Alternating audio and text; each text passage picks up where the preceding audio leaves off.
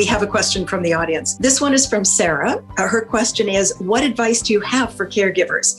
How can I be supportive during appointments?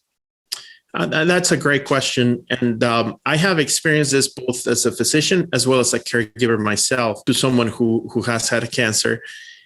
I think I'm going to say that there are several roles that caregivers play. Some of them are obvious, and I'm gonna call them practical or perhaps even pedestrian. Organizing kind of the activities of every day, and that's important. But a lot of people can do that.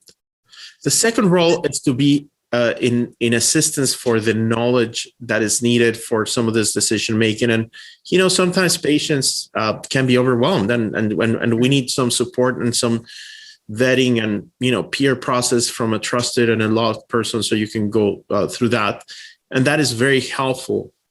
But what is essential, and the number one thing, is you are first and foremost the loving family member or friend of that individual who's living through a very profound human experience. And I think the first role of a caregiver has to be to express that role. And I myself reflect on moments where perhaps in a quick reactive way, I wanted to solve some of the immediate practicalities. Mm-hmm.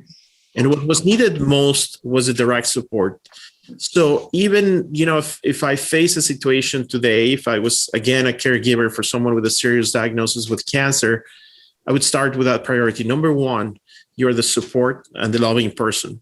Number two is I'll try to provide information. And number three, hopefully you can help with meals and the driving and what have you. But there's many more people who can come and help in that regard. Not a lot can do the first part.